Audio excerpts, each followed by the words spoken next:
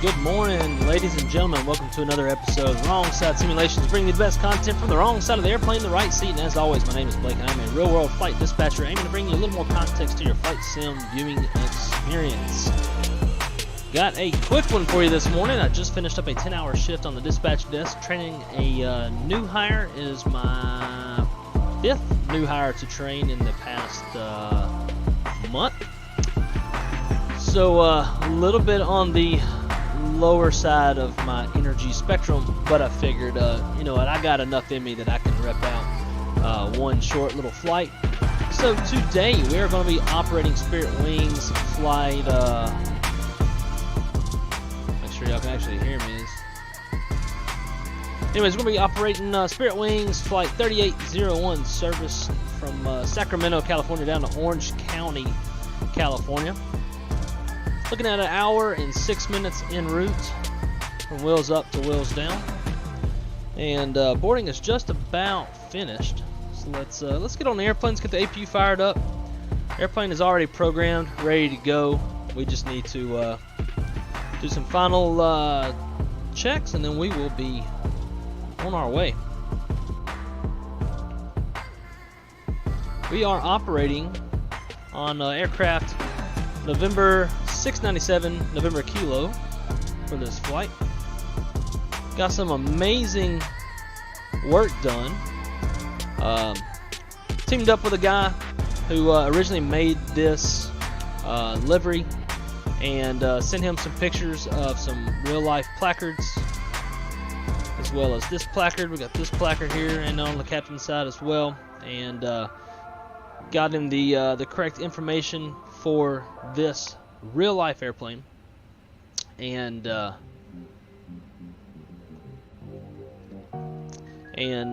recreated some placards, and these are true to the real airplane, which is pretty awesome.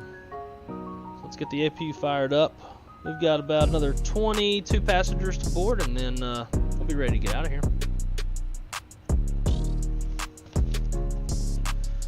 So while the APU is starting up, let's do our quick departure brief.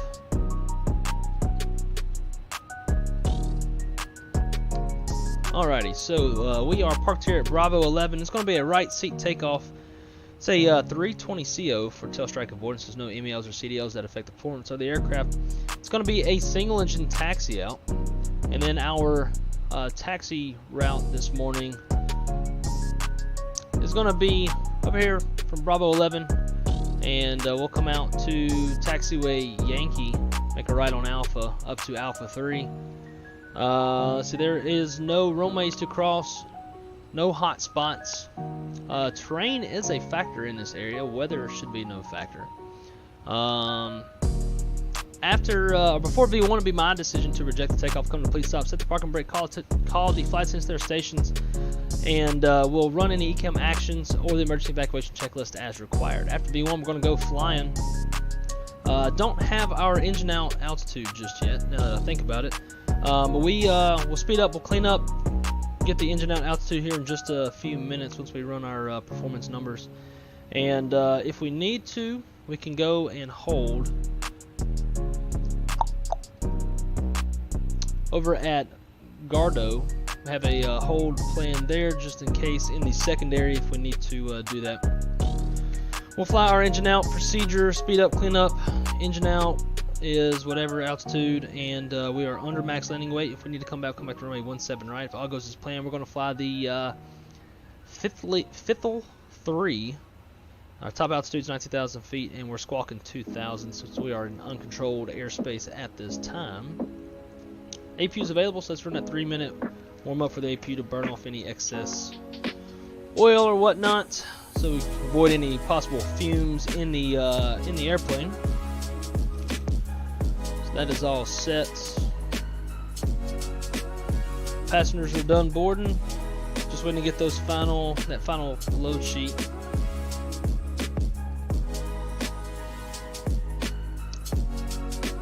Miriam, so you flying Spirit Airlines? I am. We are Spirit Airlines flight 3801 service from Sacramento, California down to Orange County. This is a real world flight that Spirit Airlines runs. And we got some new cockpit texturing with some placards that are real to the real airplane. This is tail number November 697 November Kilo, and these placards are true to the real world airplane. Drew Stone, yo, what is going on, buddy? Welcome aboard. Thanks for stopping by. Appreciate it. Always good to see you. And if you're not able to stay, then I hope you have a great day, and we'll see you on the next one. All right, so let's see. We got our final load sheet now. Let's get the new numbers plugged in. Zero fuel, it's going to be 129.2.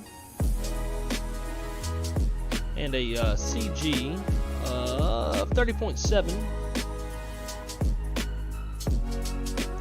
And then our takeoff CG is 30.0. We'll need that later. Alright, let's get our performance numbers for takeoff.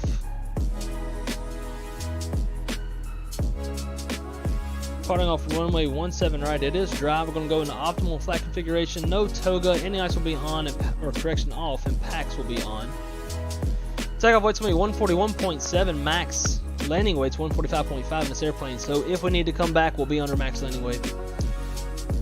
Throw in the current ATIS, or METAR rather, and we're going to be in a flaps 1 down 0.3. Pause that music. Flaps 1 down 0.3.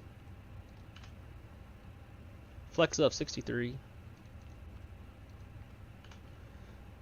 V1 is 140, VR 140, V2 is 142.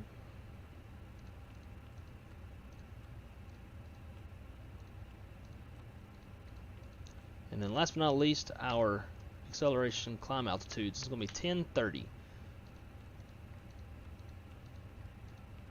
So again, if we lose an engine, we'll fly the engine out procedure, and we'll speed up, clean up an engine out. It's going to be at 1,030 feet off the ground. Cool, so that is set. We'll accept that, get back over to the flight plan on that side.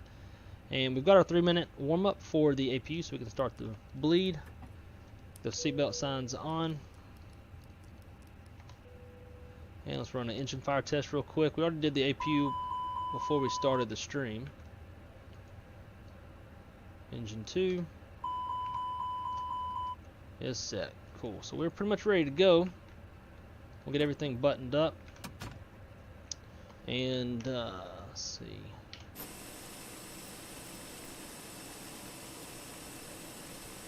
Get these guys to go. Disconnect. We are disconnected from that. These ground services.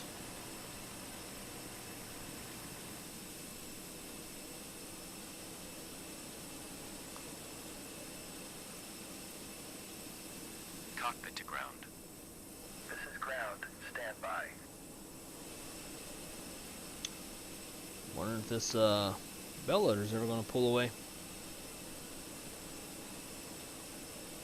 There he goes. And he's going to drive through the airplane. No problem with that. Alrighty. Let's see. Final checks. 991. Flight directors are on. Constraints are on. Top altitude's in there. Boom, boom. Squawking auto. Cool. Alrighty. Okay, sir. The bypass pin is installed. All doors and hatches closed and all ground equipment is removed. The parking brakes are set. You may lift. Parking brake set. Lifting the aircraft. Alright, before start checklist. Maintenance log and tails. Onboard check. Copper preps complete. Gear pins covers are removed. Signs are in auto. ADIRs. Come over here to data. For start and push. IRS monitor. ADIRs are in nav. For push start. Please release parking brake. Fuel. Min required is 10.4. We've got 13 even on board. Altimeter is 2991 set. EFB is checked. Windows over slides closed and arm. Beacons on. Thrust is idle. Parking brakes on. Transponder is in auto. Before start checklist is complete. Let's rock and roll. Brakes released. Parking brakes are released.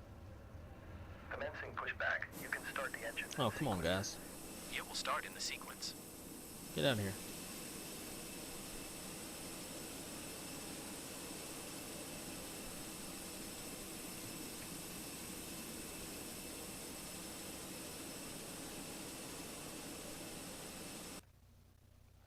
Come on.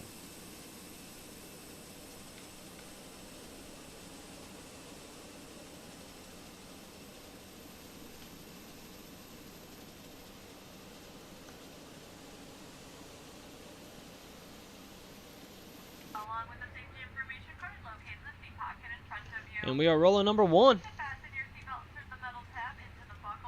It's going to be a short flight, looking at 1 hour and 6 minutes from wheels up to wheels down on this one. And again, we are going to be on a single engine taxi out. Let's get those radios set up. We are on Vatsim, although the airspace is currently not being controlled, last I looked. Nope, still not controlled. Should be a pretty departure. We got mountainous terrain, we got a nice sunrise.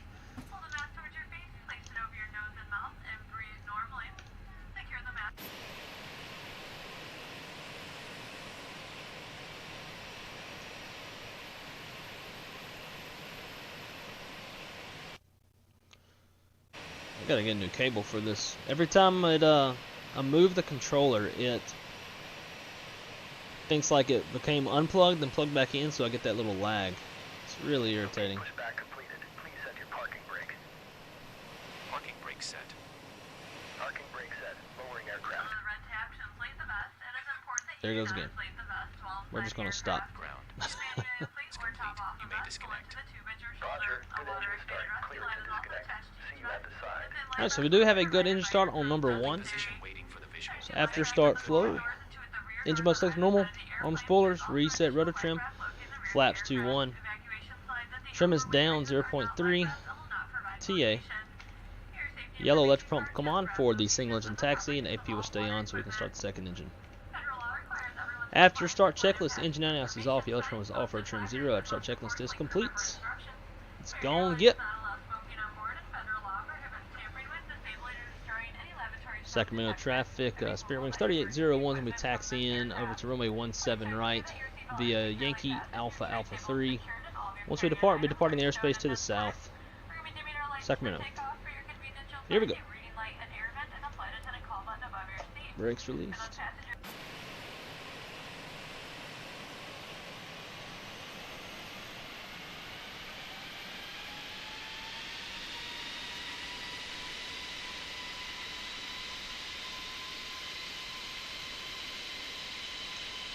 Give a little flash of the light. Tell those guys, really in real life, you would flash the light once they show you the pin. But we're just going to do it for cinematic reasons.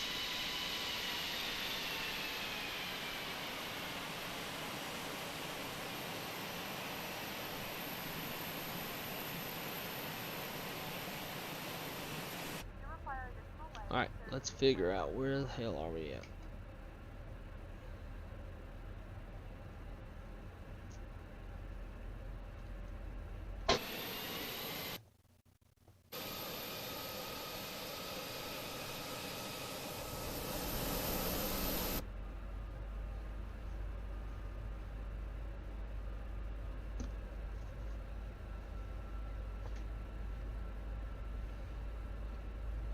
So we're gonna have to figure out when we're gonna start engine 1. We'll start engine 2, not 1. Well, we'll start engine 2 once we get on taxiway Yankee. A nice little straightaway. We can start our second engine and start that 3-minute timer for the engine warm-up.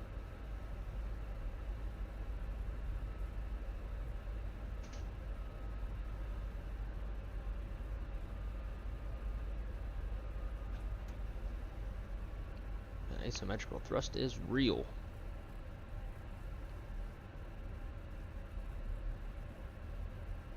Alright, this should be Yankee.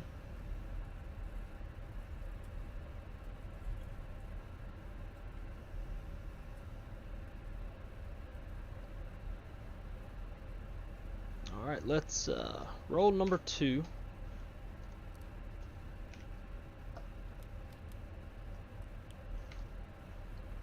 Rolling dose. Hope everybody's having a great morning. Almost at the end of my day. Did a 10-hour shift on the dispatch desk. Trained my 4th or 5th new hire in a month. So once we're done with this, I will be tucking off on that bed behind me.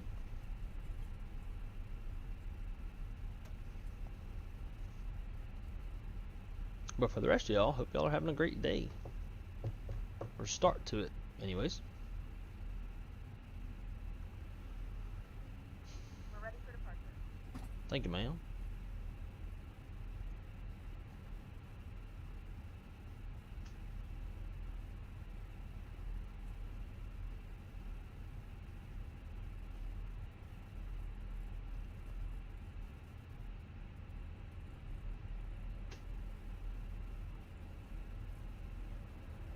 Alright, good start on 2, starting a 3-minute timer. I have to start flow again. Engine mode selects normal.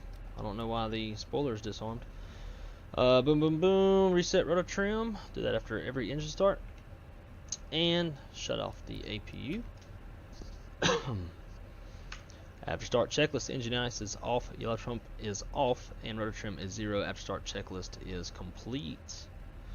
Once we get on the straightaway, we do our mini brief, then flight controls check, then before takeoff flow, and before takeoff checklist to the line. Not in a big rush, so we got to give at least 3 minutes for this engine warm up. Anyways, they're clear on the left, clear on the right.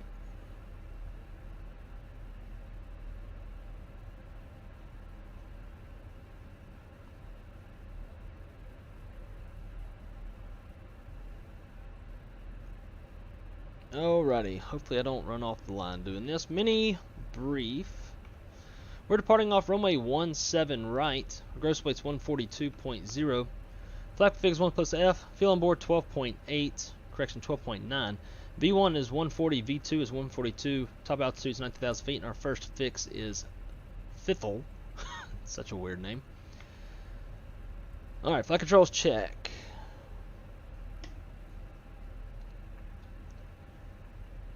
Full up. Full down. neutral, full left, full right, neutral, rudder, full left, full right, neutral. Now the other pilot would do theirs. Full up, full down. They would do it silently though. The captain would be focusing on taxiing while he's moving the stick, the FO is reading out the lower ECAM. Let's get back on the line and then we'll do our before takeoff flow.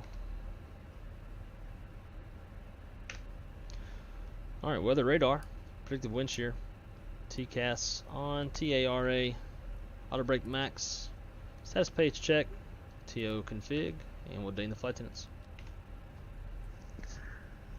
Flight attendants prepare the cabin for departure. Be seated for departure. There you go. Doing a little XP72 style PA announcement. And 15 seconds left on the timer. Let's go ahead and get that before takeoff to the line. Before takeoff to the line, gross weight comparison complete. Pitch trim is 30.0 CG set. V1 BRP2 flex is 140, 140, 142, flex 63. Flaps config 1 plus F. Flight infrastructure check. Flight controls are checked. ECAM memo takeoff all green. ECAM status check. Predicted wind shears on auto. Take code set TRA. Cabin cruise buys. Mini brief complete. Before takeoff checklist to the line is complete.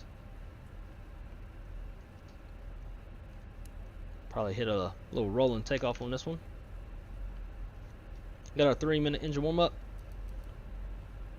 I forgot to start the block time though.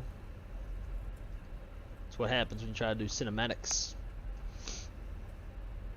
on departure or on taxi up. Tell you what, we're actually going to stop, finish up the rest of our checklist, make our call. Parking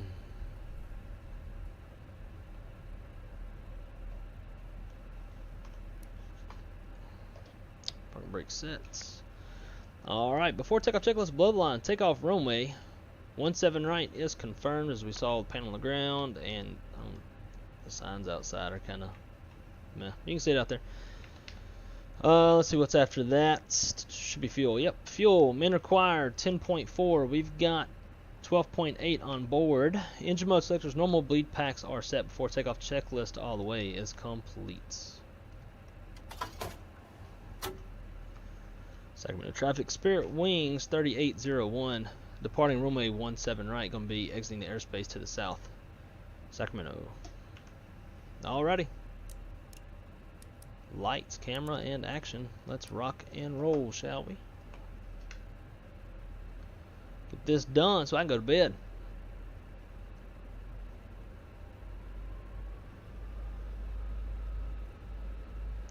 Clear on the approach. Clear down the runway.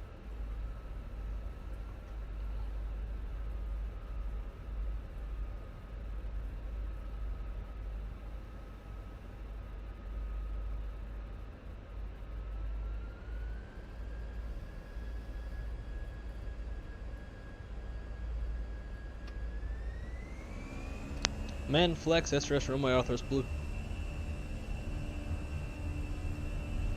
And it's going to be a pretty departure. 80 knots, thrust set.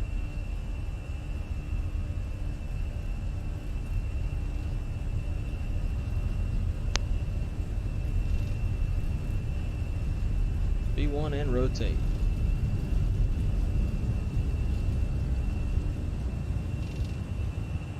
Pilots ready to climb, gear up. Spoilers disarmed. Nav.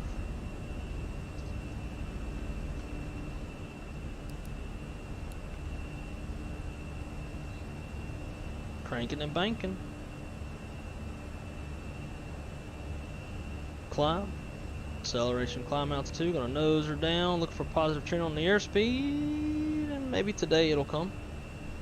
There it is. Thrust climb. Alright, let's go. Flaps up, speed checks, flaps up. After takeoff checklist, landing gears up, flaps retracted, bleed pack set, APPR off. After takeoff checklist complete.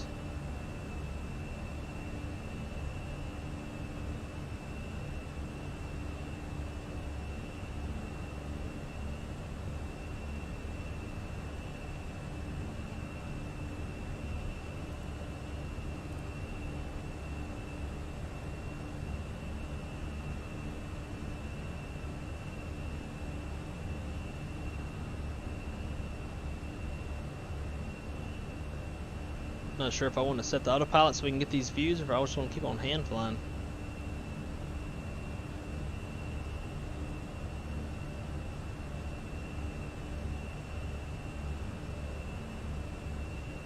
What do y'all want to see? Y'all let me know.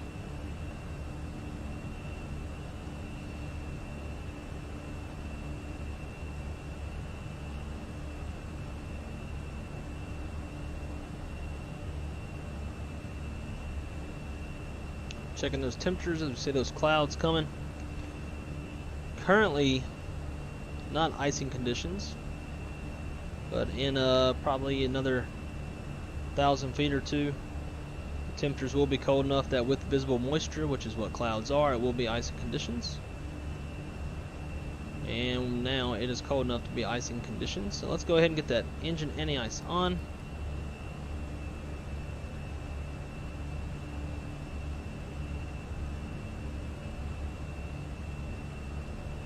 And we'll go autopilot 2. So we can get these, check out these views, pop in and out of these clouds.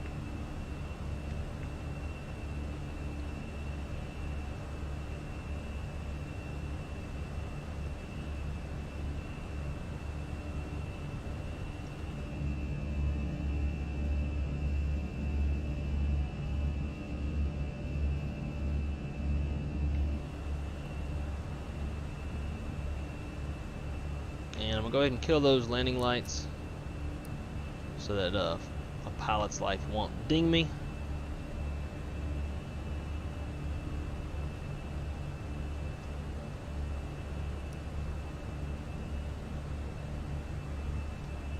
There's 10,000. Aircraft's going to accelerate.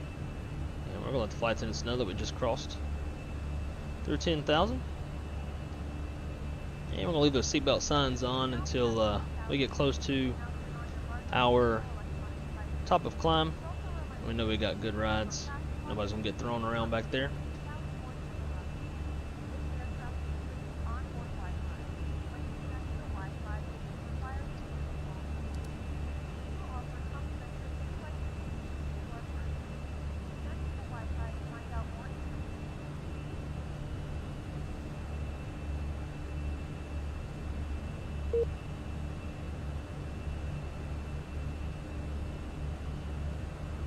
Airplane's still accelerating, so it's slowed that climb rate. Once we get up to our desired speed, then we'll start our climb back up.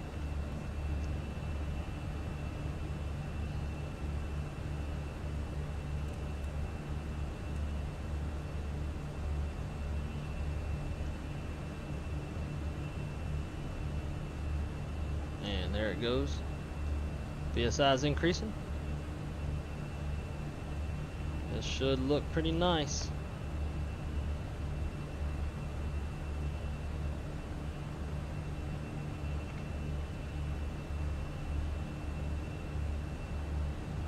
Let's get it rid of my face so we can just enjoy the views.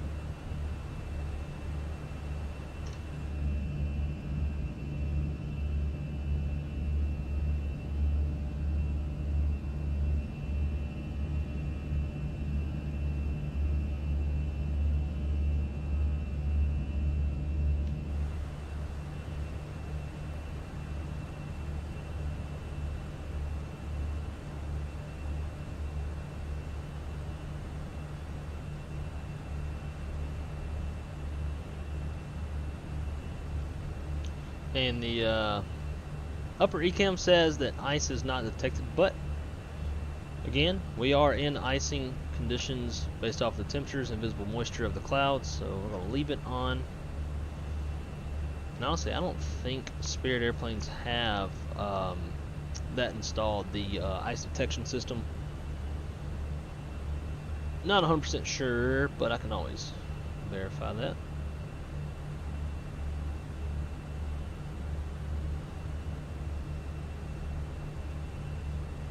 I do believe that we are now going to be above all the clouds, so we'll kill that engine anti-ice.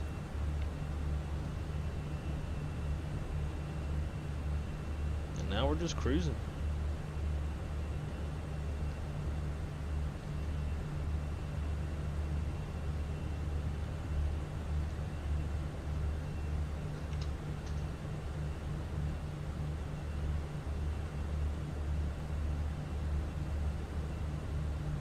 Wow. So pretty nice departure. You gotta love it when you get those nice early morning views. Shadows bouncing off the clouds.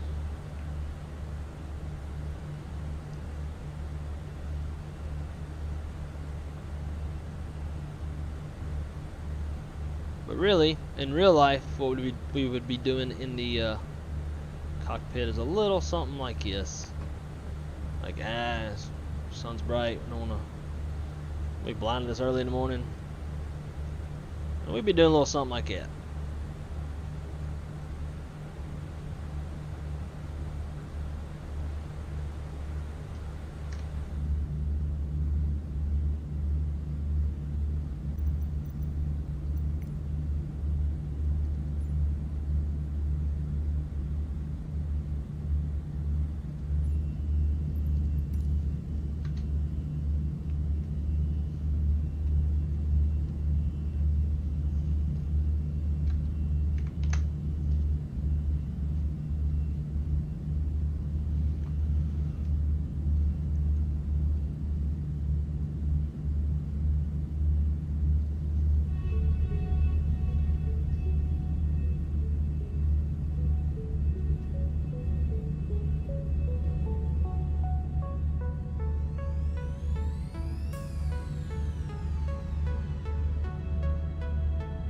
And guys, if you're just tuning in, we just departed Sacramento, California, heading on down to Orange County, California.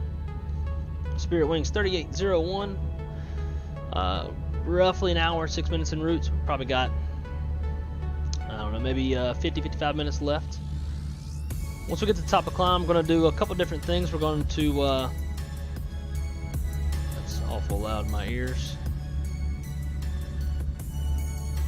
Anyways, once we get to the top of climb, we're going to assess our seatbelt situation. Then from there, we're going to put our range ring around the airport and also draw out our center line, so that's all prepped and ready to go. Then we'll also go ahead and enter some preliminary METAR details into the arrival page of the McDo. Make sure that's ready. And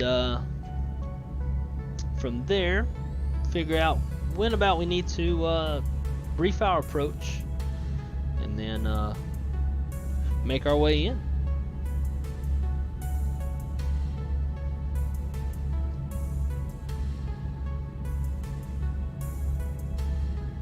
And if you're just joining us, please smash that like button, subscribe. If I earn your subscription, I would greatly appreciate it.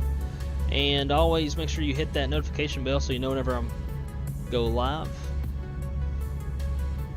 Relatively often that I get messages on my Discord, people saying that you know, they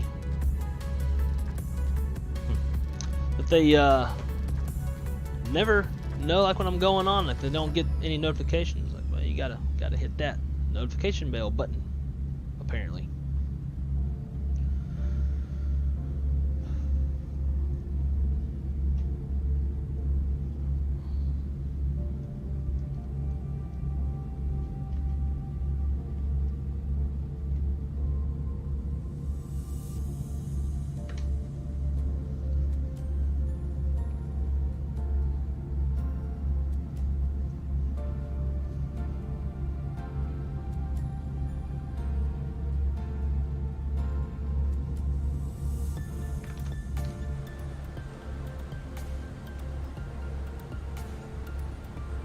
Alrighty, let's keep it climbing on up to our final cruise of 31. Thrust climb, open climb. And of course we've gone through transition altitude, so we'll go into standard.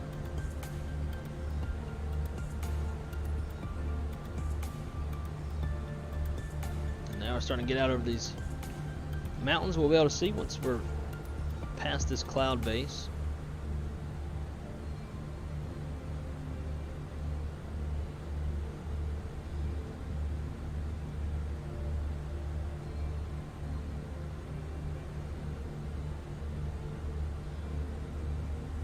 So it looks like for pretty much the entire flight we're going to have mountains off our left and not so much on our right, at least till we get close.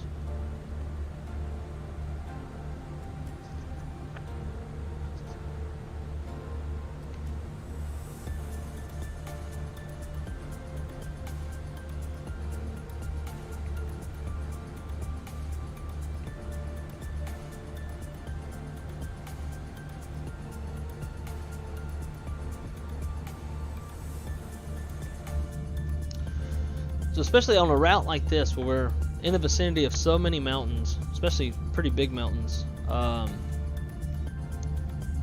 be very cautious of mountain wave turbulence. So for now, although the rides have been smooth thus far, we're going to keep that seatbelt sign on.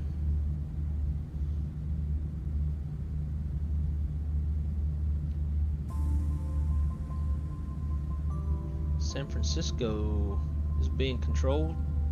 Too bad SNA is not.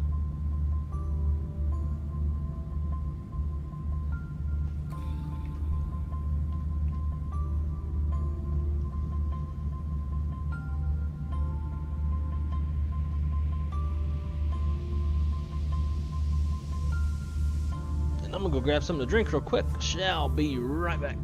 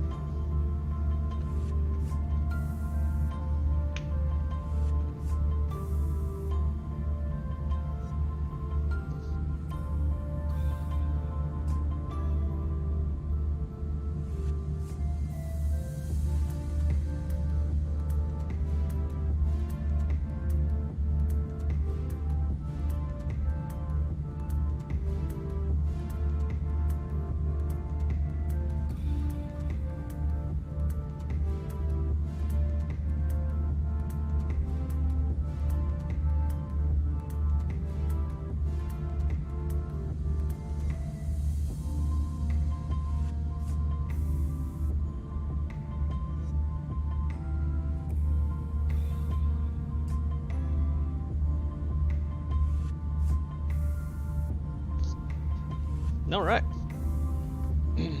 Got a Corona. Yes, it is currently 9:40 in the morning Eastern Standard Time.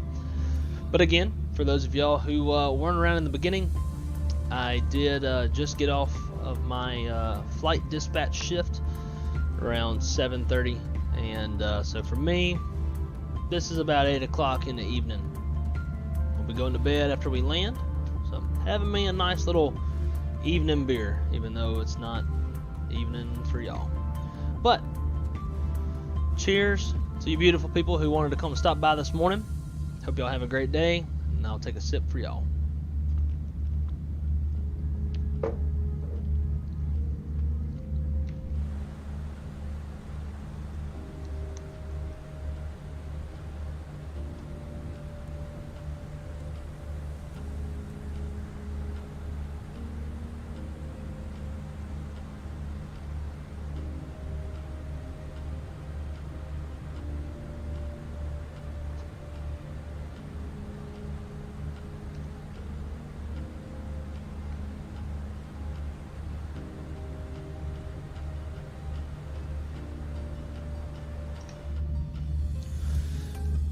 So this morning we are flying on V-Spirit, which is I'm pretty new to. I think this has been my 15th flight for V-Spirit.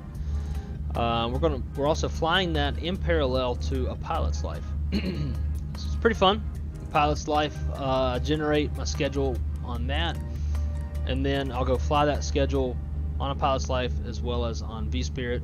One reason why I really enjoy it is it makes me pay attention a lot more to the procedural things, which ultimately makes me a better sim pilot. But a pilot's life, for those of y'all who aren't familiar with the pilot's life, it is a It's a relatively new program that came out not too long ago, kind of replicating the career of being an airline pilot. The best part about it is it's not like other programs where you've had to start in a Cessna 172 and like work your way up. You can start off, they give you $5,000, you can purchase an aircraft license with that and start applying for jobs with no time.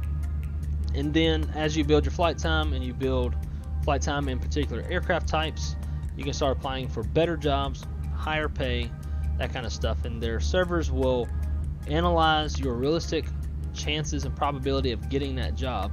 And from there, you just keep working your way up through your career. Thus far, in my career, I've actually flown for like 5 airlines now. Started with Skymarks Airways in Japan, just to build some time. Also because I didn't know there was a setting in the settings to choose what region I wanted to fly in. So the auto-generated job offers that I got in the beginning were all like all over the world. So flew for Skymarks Airways out in Japan. Then came back over to States and jumped on with I think Alaska. Then from there went over to Southwest.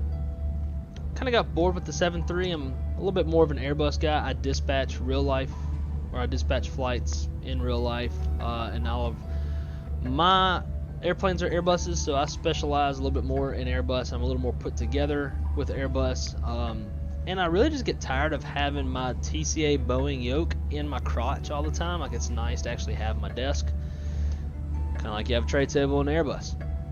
So after getting tired of Southwest, I jumped on with American because I was thinking, you know what, I want to fly for an airline that I can fly multiple types of aircraft. So got on with them so I could fly the 7.3, I could fly the Airbus family, as well as I bought a license for the 757. And then I discovered Virtual Spirit. So with Virtual Spirit, I was like, you know what, I'm just going to go fly Spirit in a pilot's life and then fly them together. So that's what I did. So now I took a small pay cut going from American as a senior first officer down to Spirit Airlines. But currently I have 6,785 experience points. I need 10,000 to become a captain. And no, if I do become a captain, I am not going to start flying from the left seat. Here on the Wrong Side Simulations channel, as y'all know, we're always flying on the wrong side of the airplane, the right seat. So, but yeah, so we got a little ways to go until we make captain. Current pilot rating is a 98.3, which I'll take. But what's really cool about a pilot's life is it scores you on 35 different things. And this is what kind of starts making you pay more attention to the procedural parts of your flying. So it will score you on different phases of flight. So in general, I never exceeded a max pitch angle of 20 degrees, max bank angle of 35 degrees, a max G-force of 2.5 Gs. Never oversped and I never stalled. Then on the taxi out, I had my nav lights on, my beacon lights on, taxi light on, my transponder was on, my flaps were set, and I never exceeded max ground speed of 30 knots. On takeoff, my landing lights were on, strobe lights were on, max pitch angle did not exceed 20 degrees. Initial climb, landing gear was retracted, max indicated airspeed never exceeded 260 knots, which I might have actually messed up on this flight. I was trying to get some views and left my nose a little too low and picked up a little too much speed. But we'll see. We'll see at the end of it. In cruise, we never paused and we never slew the airplane. And then on initial approach, it's kind of everything but in reverse. Max pitch angle is less than 15 degrees, max indicated airspeed less than 280 knots, and landing lights are on below 10,000 feet. On approach, max pitch angle is less than 15 degrees, flaps are deployed. Wrong word there, that should be flaps are extended. Deployed is more of a spoiler kind of thing, but I digress. Landing gears down, spoilers are armed, max indicated airspeed does not exceed 200 knots, and then when landing, it judges the landing rate. On this particular flight, I had a negative 117, and my landing G-force was 1.1. On the taxi in, landing lights are off, nav lights are on, beacon lights are on, taxi light is off, flaps are up, spoilers are down, and max ground speed does not exceed 30 knots.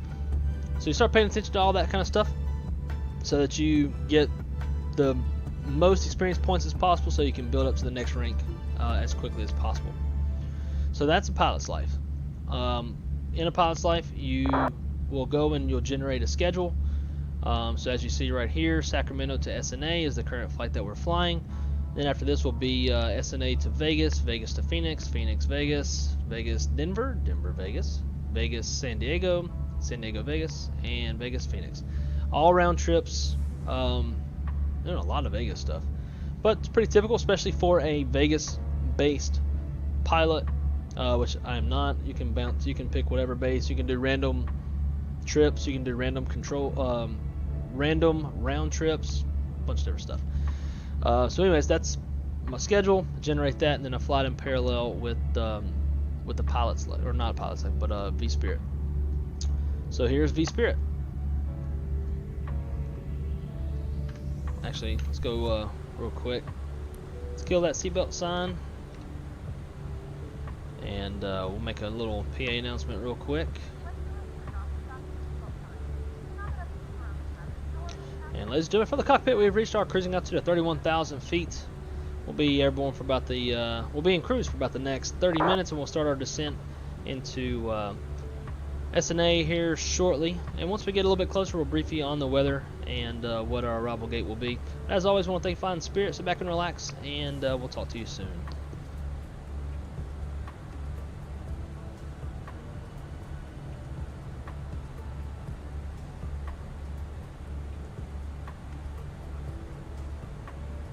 Feet.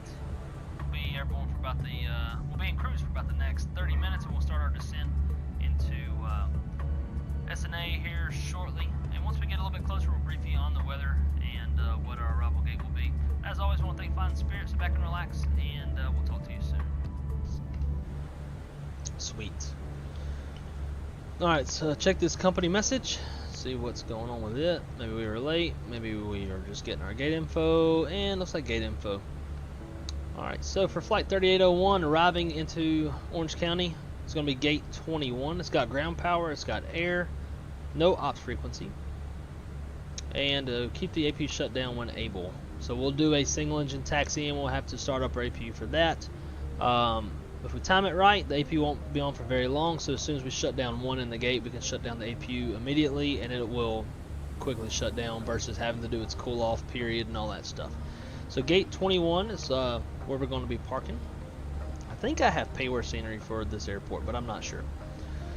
Alright, so now let's kind of get our arrival set up. Get that all squared away.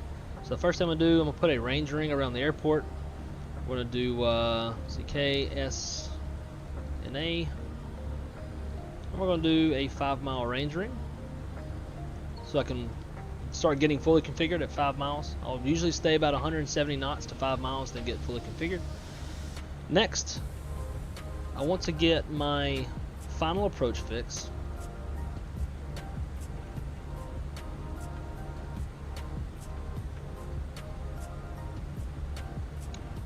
And that's going to be lemon. Throw that in there. 181 miles, it sounds about right, so we'll choose that one. And then we'll pull up our ground chart and get the opposite approach course so we can shoot that center line on the nav display, and we'll always know where our center line is at. So ground charts, airport info. We are landing runway, is it 20 right? Should be 20 right. Yeah, 20 right. So opposite of that is going to be 16. So we're going to put that in the radius, or radial, and that'll give us our center line. So now let's just go cross-check everything real fast. We'll go into plan, dial this down, flight plan, just kind of see what we got going on. Got some crossing constraints, cool, we'll talk about that later. Swing, digging back around. And now we can see the range ring and the extended center line. So here's the range ring around the airport. And then we've got our extended center line. And so once we are on the downwind, before turning base, we'll always know where it's at. So if we need to bleed off some altitude, as we saw we had a too steep path ahead. So if we need to bleed off altitude, we can do that. And if we pass this initial approach fix, we'll know where the center line's at, and we can vector ourselves over to where we need to be. Now let's get some weather thrown in there.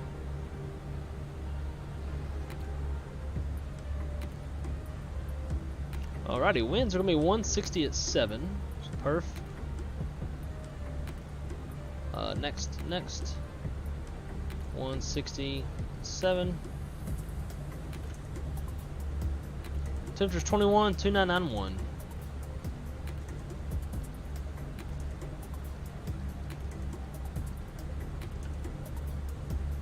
And then back over to our charts.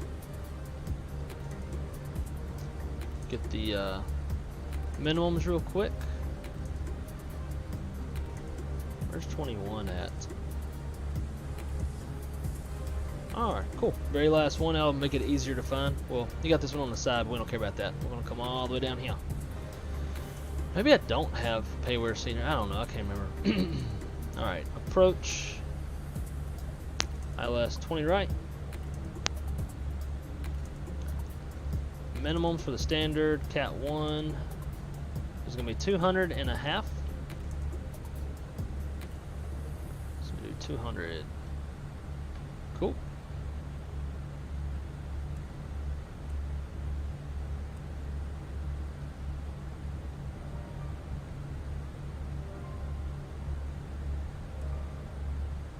And we got roughly 80 miles till top of descent. We'll start making our way down.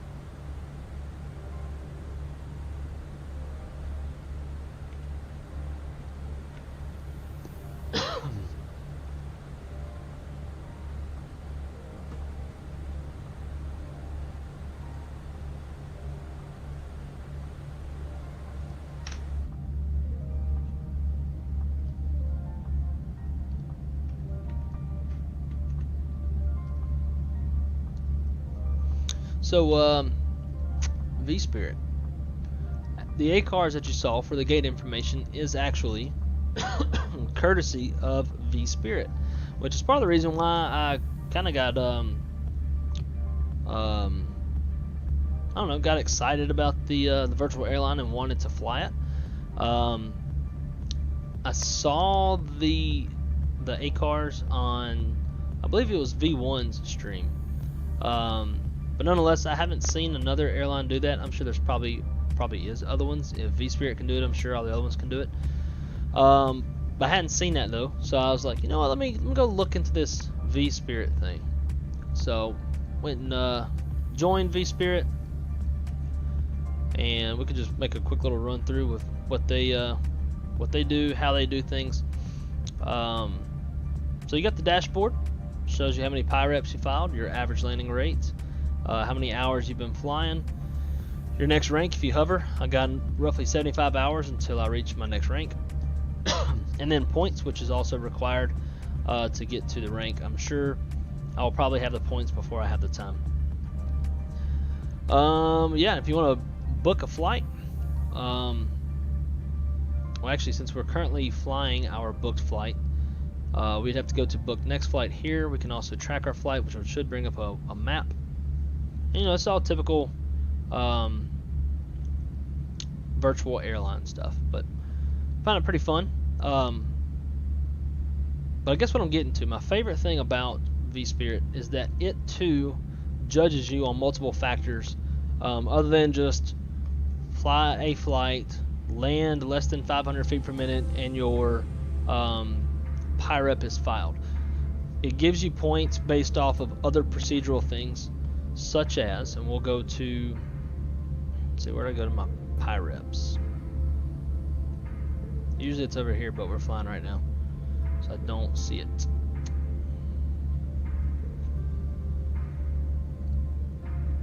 PIREPs. There we go. So they have standard operating procedures, and there are certain things that if you do them based off of their SOPs, you will get more points for, which is pretty realistic. Their SOPs are quite accurate to what Spirit does in real life. So we can go through some of those real quick.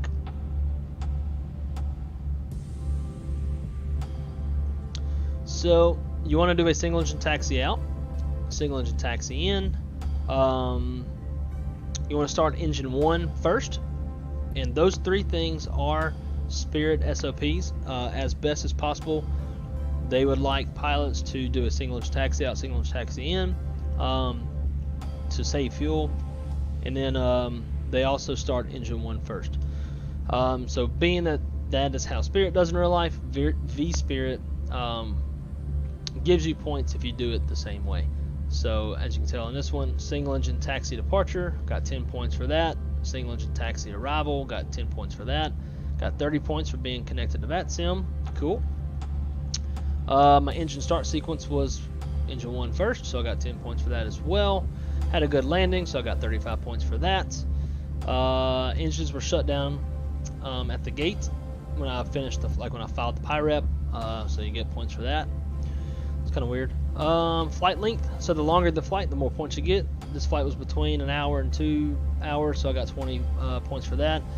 If my prep time is 25 minutes or greater in prepping the flight, it is 25 points, and then I don't know what this is, starting points. I guess you just get 100 points for doing the flight, whatever.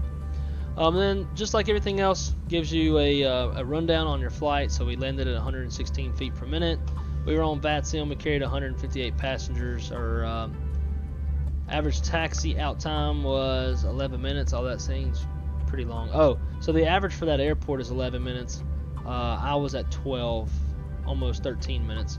It was a lengthy little taxi from the Alpha Gates over to runway 26 right in Vegas.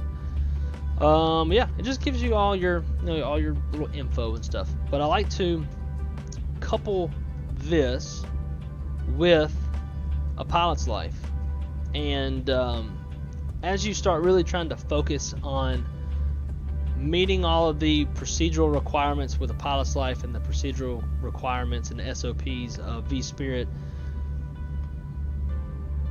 not only is it like cool to get points and see points and stuff, but it does make you a better pilot, or a better virtual pilot rather, paying a lot more attention to what you're doing, and through repetition you get a lot better and have better flights.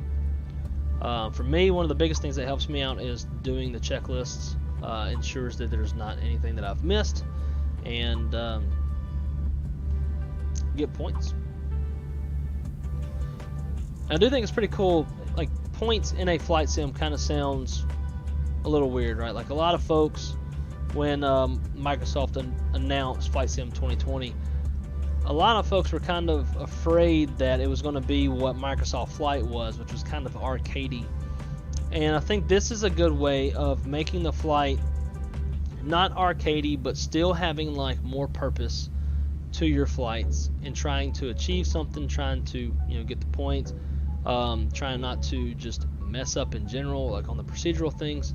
So I think it's a good balance of like simming and like kind of arcade in a way, or at least just having a general purpose in your flying.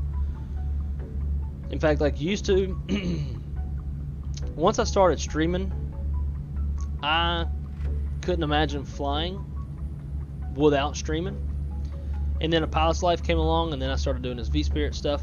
And now, like, flying without streaming and without having interaction with y'all is now actually a little bit more fun. I have a bit more purpose to it, so that's kind of cool too.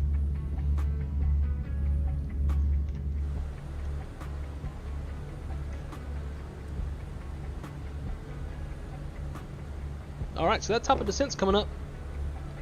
Let's brief the approach real fast, because we definitely need to do that. Pull up charts, and we'll pull up the charts here so that y'all can see them. Alright, so we are coming in on the OSHA to our nav arrival. And we're going to cross all of these waypoints. We're going to comply with them and all that good stuff. In real life, the pilot flying is going to go through ZFB, go through every waypoint, or every fix on the arrival, cross-check it with the McDo, cross-check the altitude constraints and speed constraints, make sure they match the McDo. We're not going to do that. That's a lot of stuff, especially in a virtual world. So, cool. We got all this shit. Bottom altitude, 5,000 feet, because we are going to be landing to the south. Sweet. Now the part that we all care about more, the actual approach. So we are planning the ILS runway 20 right. The approach frequency is 111.75. Final approach course is 196. Our final approach fix is Lemon at 2,200 feet. Decision height is going to be 200 feet off the ground, which is 255 sea level. Touchdown zone elevation is 55 feet. We have a standard 3-degree glide slope. Approach lights, Pappy on the left. If we go mist, we're going to climb to 3,000. On course, actually, we won't even do on course. We'll just make our call outs and we'll box back around and come back. Try again. To shoot this approach, we need 200 foot ceilings, half-mile visibility. When we checked the current METAR in here a while ago, actually, you know what? I put in the damn departure stuff. Alright, let me fix that real quick. Wow, what a rookie move. Wind 0705, but see, that's why we do briefings, so we catch our mistakes. So, SNA, winds are 070 at 5.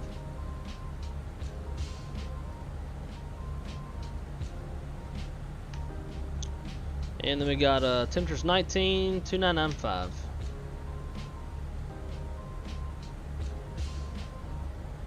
Okay, so that's fixed. Alright.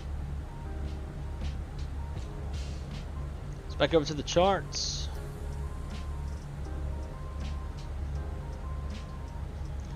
On runway 20 right, we have high intensity runway lights, approach lights, Pappy on the left.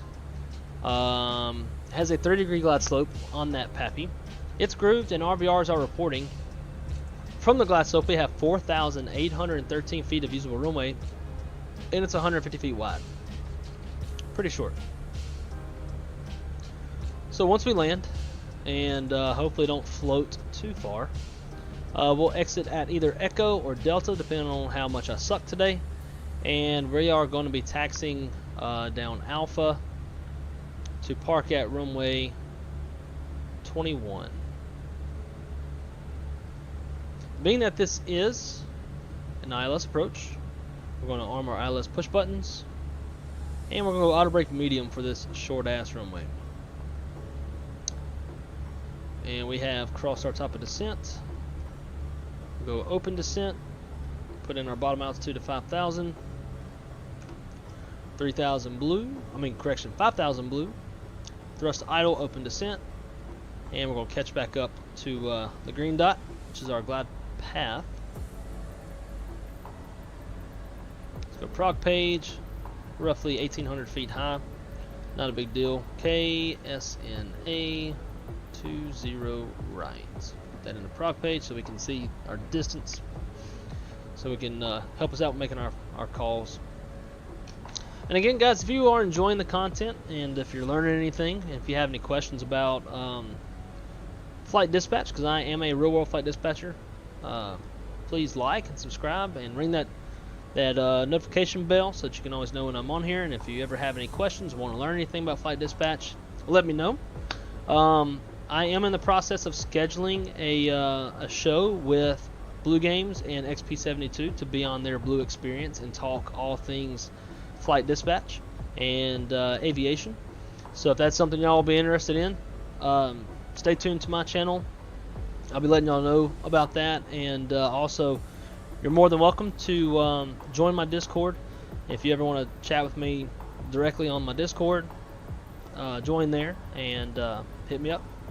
I'll be posting stuff on there as well for the Blue Games show whenever that gets set in stone. In fact, that reminds me. Let me check. Make sure we haven't missed no messages. Nope. Cool. kind of hungry. 1,300 feet high, not a big deal. And I'm gonna make my descent announcement. So stand by 1.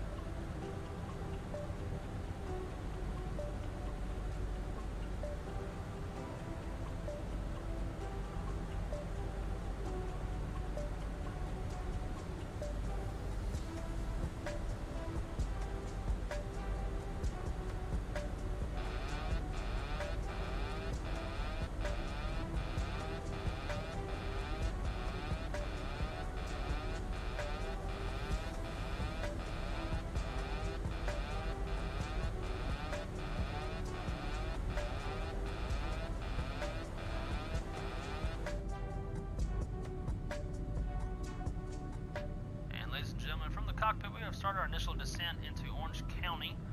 Be on the ground in,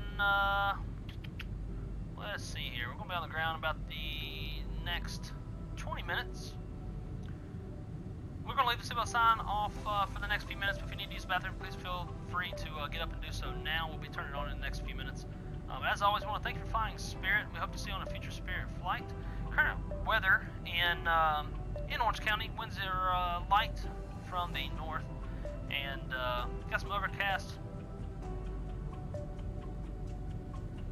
That thing cut me off. Anyways, not important. Let's see, where are we on that glide path? Thing is struggling to catch up. Let's go throw them spoilers out.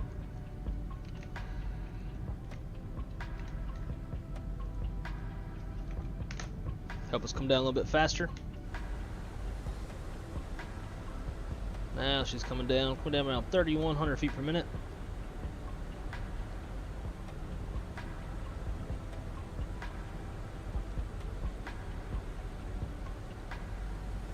So, DeBron, welcome aboard, friend.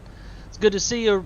Good to see you back again. Thanks for coming and hanging out this morning. Hope you're having a great start to your day. I missed whatever that notification was. So I apologize about that. So stand by. Let me replay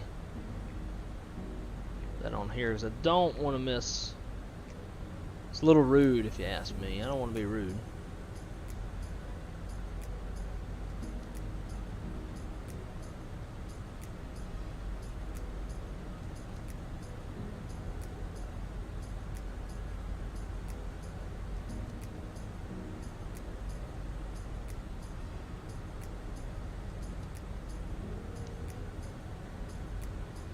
So is that, how do you spell it? How do you pronounce that? Fossilcraft 11. Hopefully I'm not butchering that. I probably am, and if so, I do apologize. But nonetheless, really appreciate your subscription. Thank you so much. You are subscriber number 210. So thank you. I hope that I have earned your subscription, and I hope you enjoy the content. With that said, now that we're crossing through 18,000 feet, let's kill the music, and we're going to do some actual piloting stuff. Before I do, let me turn on the flight attendant because she's going to be screaming real loud. Alright, cool. Seatbelt signs on. Stow those spoilers. Alright, so now the seatbelt signs are on, let's go seatbelts. Status page check. All is normal. Cool. Transition altitude 2995 is the altimeter in Orange County. And we'll set that there. Standard. Cool.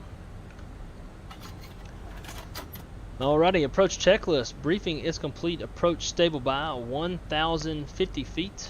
ECAM status checked. Seatbelt signs are on. Minimums are 200 set. Engine NAIS 1 and 2 is off, and altimeters 2995 is set. Approach checklist is complete. Oh, so this little placard here. I was talking about it earlier in the stream, so it's pretty cool. These placards, so the placard here, as well as the ship number over here, and then lastly, outside of the cockpit door is ship number there as well, 3697. These placards are actually true to the real life airplane. This particular airplane, tail number November 697 November Kilo, these are true to it. The placards are just general information about the airplane for the pilots to reference. They do have those in the real life Spirit cockpits. So it gives you the model of the aircraft. So it's an Airbus A320-232. So it's a classic. Registration number November 697 November Kilo. Serial number is 3697. Got our max taxi weight, our max takeoff weight, max landing weight, and max zero fuel weight. Just some quick reference numbers for the pilots. Especially like if you're doing our departure brief. I can look at either my planned or my actual takeoff weight and compare it to the max landing weight and know if I'm going to be over max landing weight if I lost an engine and needed to come back. So like in this case today, I think our gross weight on taxi out was 142.0, which is below the max landing weight of 145.5. So if we needed to come back, we could do that and be underweight. So yeah, the person who made this livery coordinated with them, and I was like, yo, love your work, kick ass, especially in the cockpit, like putting in that extra work. I was really impressed. I was like, you know what, let me do some recon and get some pictures so that could recreate these placards. I didn't get pictures of the placards for this actual airplane, but some pictures of placards in general, and then sent the correct information for the airplane, and then he was able to recreate them. So my first flight in it, he just updated the livery. It's actually in the description below, so if y'all want to download this livery and have this very, very realistic livery inside and out for this airplane. The only difference is Spirit doesn't fly the CFM engines, which is what Fenix has. Spirit flies the IAE engines, as well as traffic, Southwest 951, up Terminal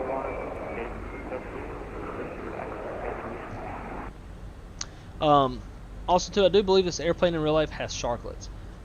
So he's already told me that once Fenix puts out sharklets and IE engines, he is going to go back and redo that. And then we'll have a complete 100% realistic Spirit airplane from the inside to the outside. In fact, we can, if you remind me, because I might forget, probably will forget, we can take a look at the landing gear. He even went as far as to make the landing gear dirty and grimy, because the landing gear definitely get real nasty. So he even did that, made the landing gear real nice and grimy and dirty and stuff, which I love, because it makes it look just that tad bit more realistic. And I'm all about that, as all of us simmers are, right?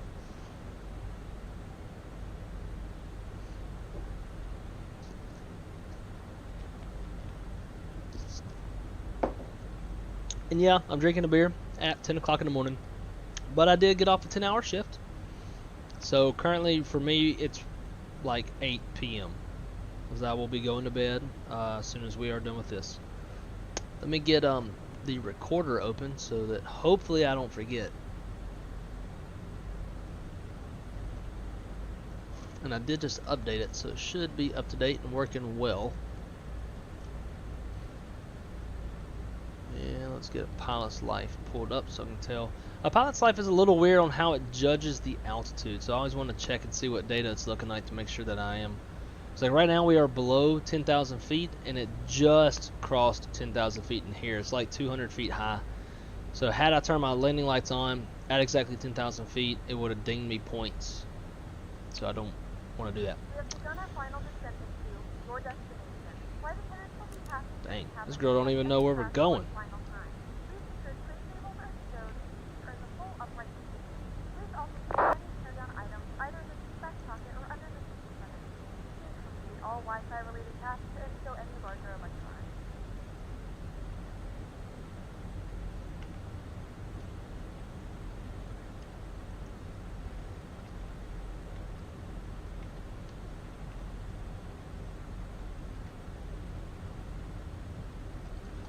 pretty nice, those mountains in the background.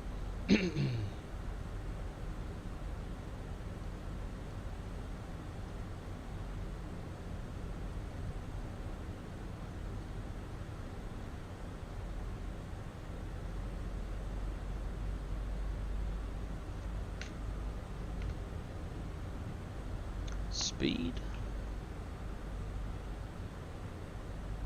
And from here there's no further speed constraints, so let's go ahead and we'll go selected speed, keep it at 230, and let's go perf and activate the approach face. Cool. So that's done. And we are what, does it not carry over? Guess not. Didn't know that. So we're currently 27 miles from the airport in a straight line. So should be on the ground pretty quick. Let's see, it says 14:30. It's currently 14:19. So about 11 minutes, it says. If I had to guess, a few minutes longer than that. Yeah. Expected arrival 9 minutes. That ain't gonna happen. Let's do this. We'll tell them it's going to be a slight delay for traffic. 10 minutes. From the flight deck, this is your first officer speaking. Ladies and gentlemen, I have the unfortunate duty to inform you that due to traffic, we're very slightly behind schedule. We do apologize for this slight inconvenience. Well, let's try to make that up by telling them that, hey, there's something cool outside. Ladies and gentlemen, from the cockpit, this is your first officer speaking. Yeah, if you look out of the window, we're currently actually flying over something pretty interesting this morning. Clouds. What do you know about clouds? Have y'all ever seen clouds before? Well, look out the window. Sometimes that'll, yeah, look at that. That increased the satisfaction from 85% to 91%. Cheat code.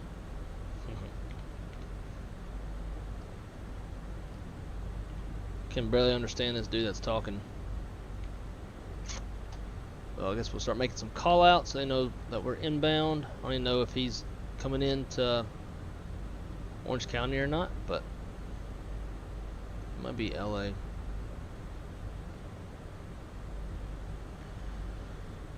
Orange County traffic, Spirit Wings 3801. We are 20 miles to the west of the airport, and we're planning to fly past the airport on the downwind, and we'll call base Orange County.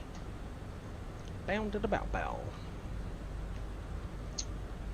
Dean International Flight Schools. Alright, what about Dean International Flight Schools? Alt star.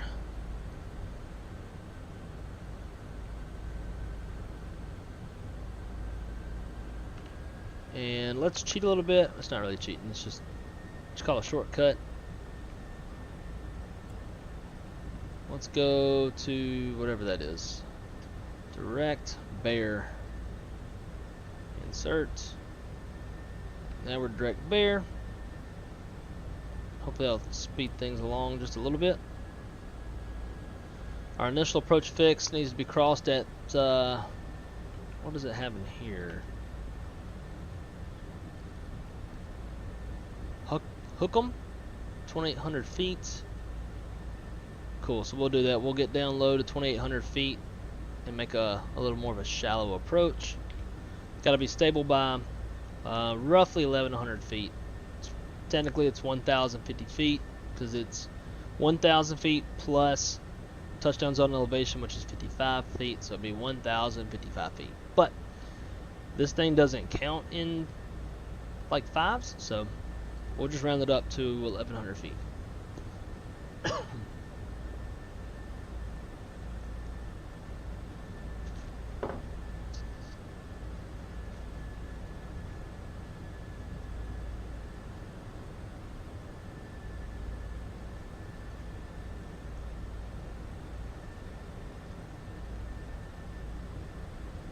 Alright, so let's start checking those temperatures, make sure we're not in icing conditions, and we are not. SAT is 17 degrees. We need 10 degrees or less and visible moisture to be in ice conditions. It's too warm, so we're not. Andreas traffic, Southwest 957, landing. Oh, hillbilly gypsy. What's up, dude? Good morning. Has the baby popped out yet? Miriam Pierre, not every student dressing pilot uniform.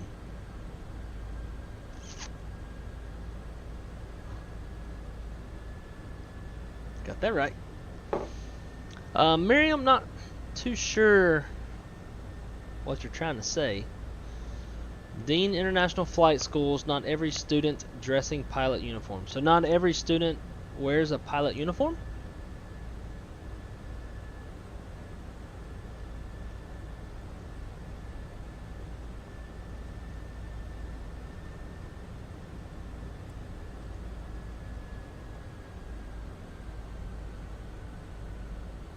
Yes, sir. You know it. It's 8 p.m. for me.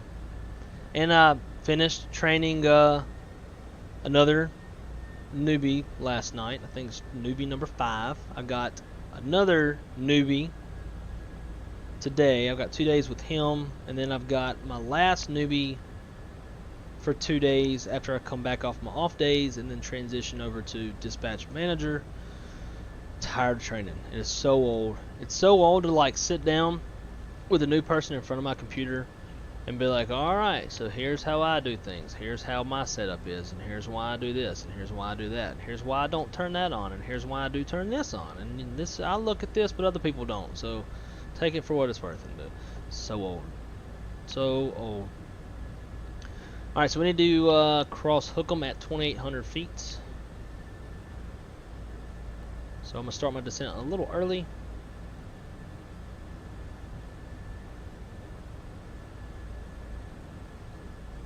Been noticing some kind of weird, not weird, but like more weather transitions today than normal.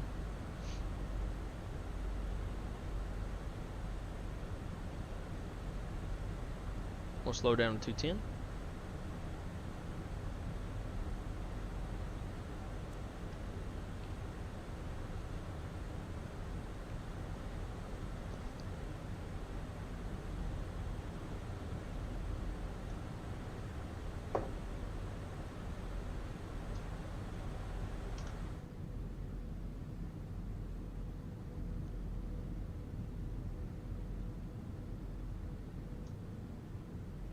Going flaps 1.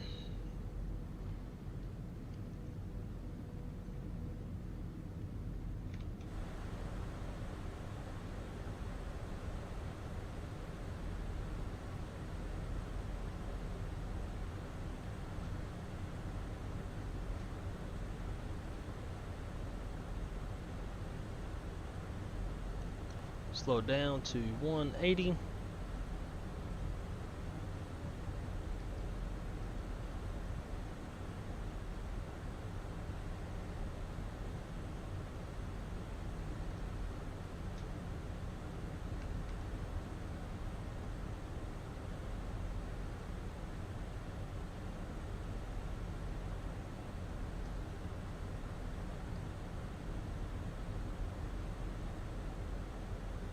And we're going to level off here and bleed off some speed.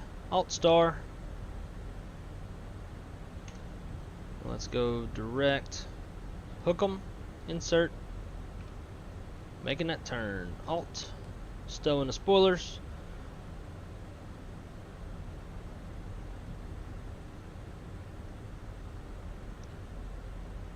Flaps 2. Speed checks. Flaps 2.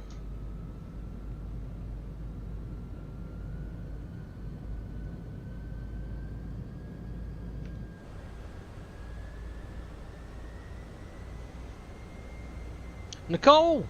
Hey! Actually didn't see your little message pop up. Good morning. Hope you're doing well. Haven't seen you in the chat in a hot little minute.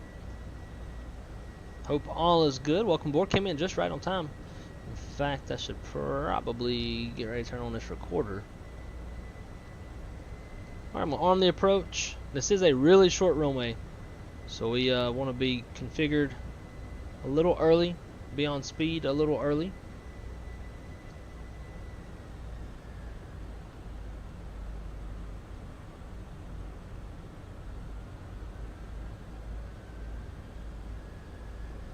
We've got what was it again? This airport, we're looking at 4,800 feet from the glide slope, 150 feet wide, so it's gonna be tight.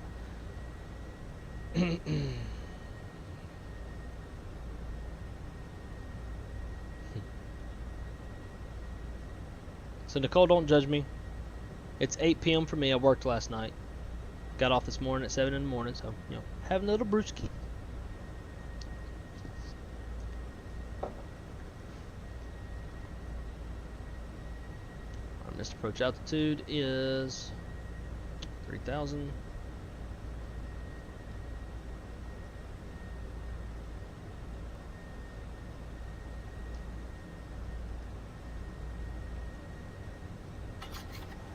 Glide slope star, Loke star.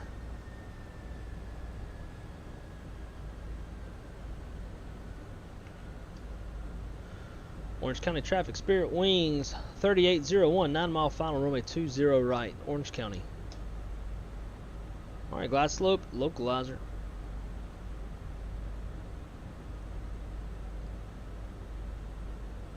And we're going to maintain 170 knots until 5 miles. Just make it a little bit more challenging. If we need to go around, we'll go around. Hopefully not. And let's start the recorder.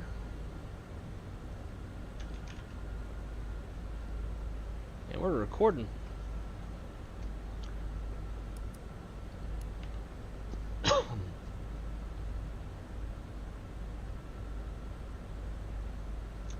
Beautiful weather indeed. I like these little clouds. Alrighty, so we got speed, glide slope, localizer, Cat 3, dual, autopilot 1 and 2. That's exactly what we want to see. Here comes 6 miles. About to cross that range ring, so let's go. Manage speed, gear down, spoilers armed, flaps 3.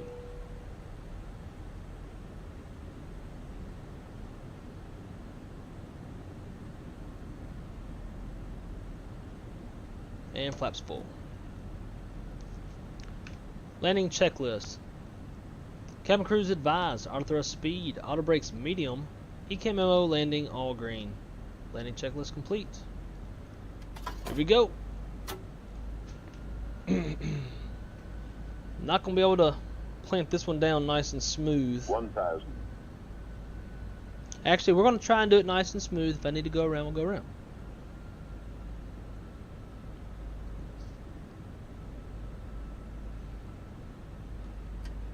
We were stable at 1,000 or 1,100 rather. And my airplane.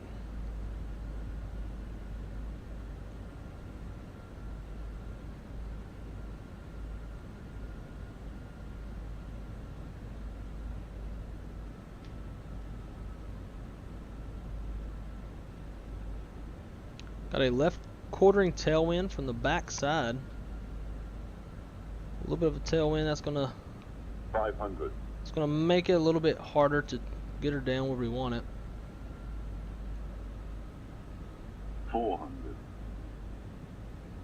Playing that tailwind.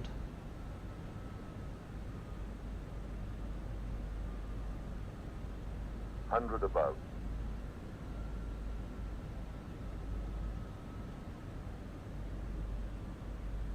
Minimum. Continue. Trucks popping up out of nowhere. 100. Light slope. Shut up. 40. 30. 20. Retard. 5. Nope, we just put it down hard.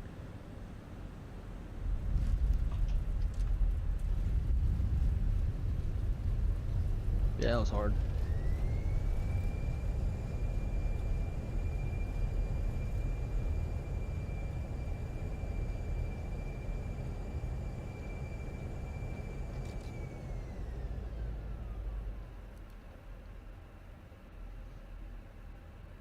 All right, well, our destination. The local time is That was rough. 7:32 a.m. and it's currently about 66 degrees Fahrenheit. You can now use your mobile devices. Please remain seated until the aircraft has come to a complete stop and the seatbelt sign is turned off. Remember to use caution when opening the overhead bins, as items may have been shifted during the flight. We thank you for flying with us. And we'll clean up right here. All right.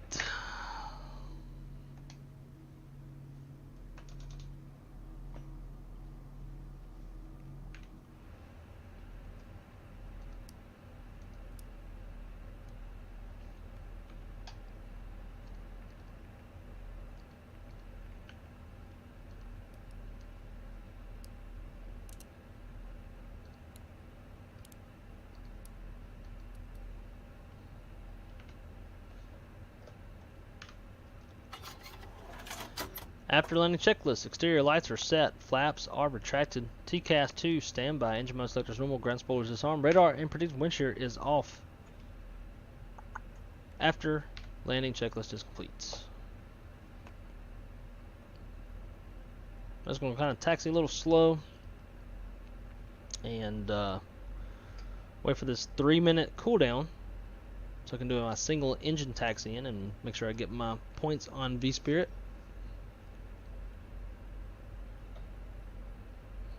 Got a minute and a half. That was a pretty big bounce. I knew it was going to happen too. As soon as I touched down, I saw there was a you could see it like on the approach. There's a down, like a decline in the runway, a little down slope.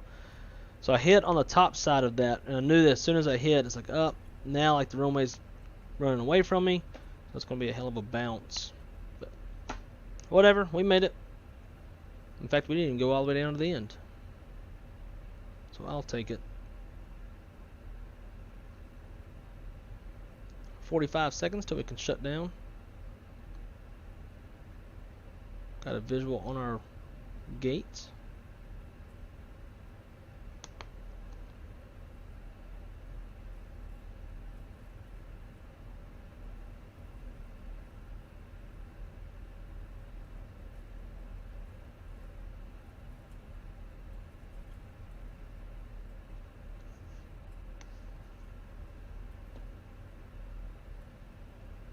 For the LA basin, that's about right. That's pretty funny.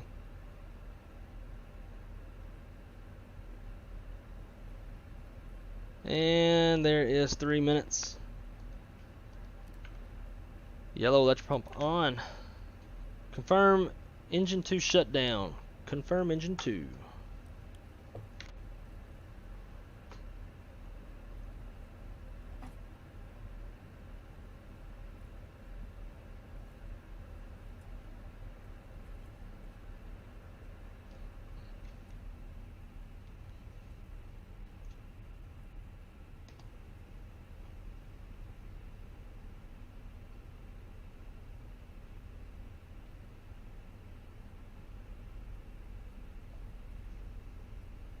Yeah, for some reason I thought I had Payware Airport here, and I guess not.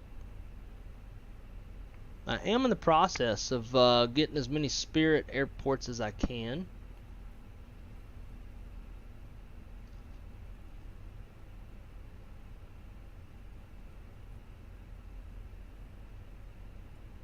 This is our gate right here. Gonna be a hard little turn in. Shouldn't be a big deal. Oh wait, why did that not work? There we go.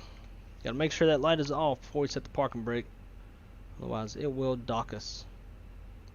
Plus, you don't want to blind your ramper anyway. Like in real life, in fact, not too long ago, I remember what airport I was at. I think it was Memphis. But an airplane was coming in the park, and the ramper had to give the signal to tell the pilot to turn their taxi light off because it was blinding him. Had to do that quite a few times myself back in my ramp days. Alright, so there we go. We'll set the parking brake. Parking brake set. APU is on the buses. Shut down engine 1. Listen for that. There it is. Seatbelt sign off. Fuel pumps off. Yellow pump off. Model matching is going crazy. We'll deboard. And turn the seatbelt sign off in packs. Let them folks deplane. Feels nice outside, so we'll get that opened up.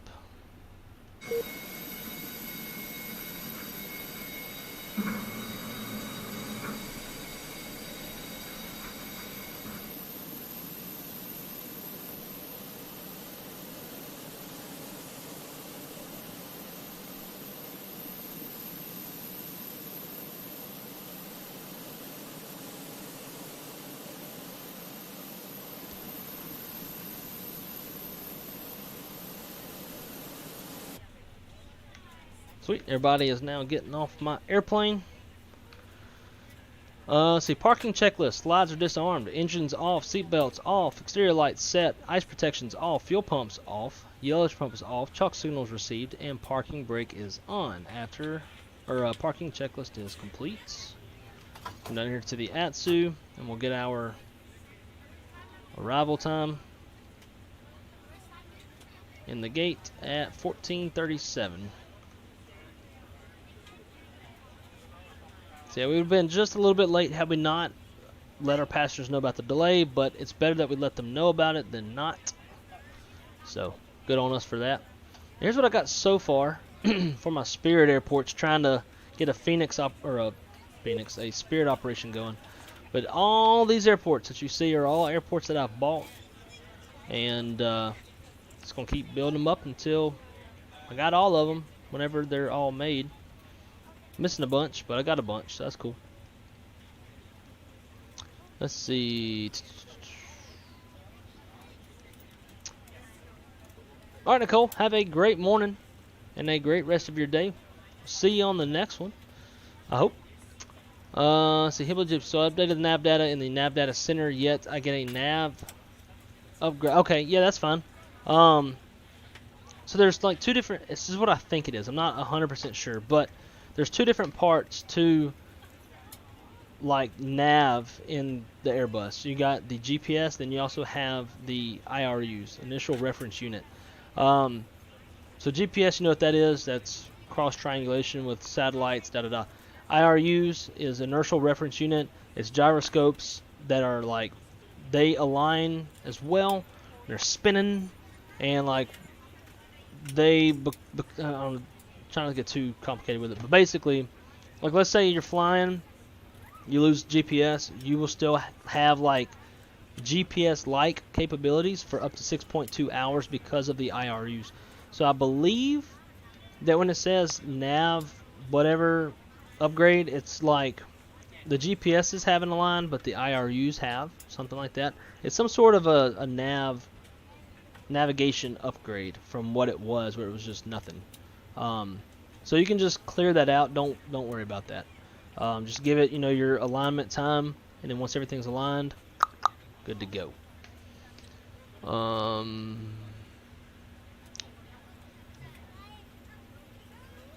Even that paper on the sliding table, yeah, that was another little thing that had another guy, another friend of mine do for me. He's done quite a number of liveries on FlightSim.2. I'm sure there's probably plenty that you have. His name is Mike 757, something like that. So yeah, he did the checklist for me, which is also a true, like a real checklist. I got tired of like holding a paper one, kind of like I do with my departure brief outline, just to make sure I cover everything. So I was like, you know what? Let's just get that textured on the tray table. So bam, we got it textured on the tray table.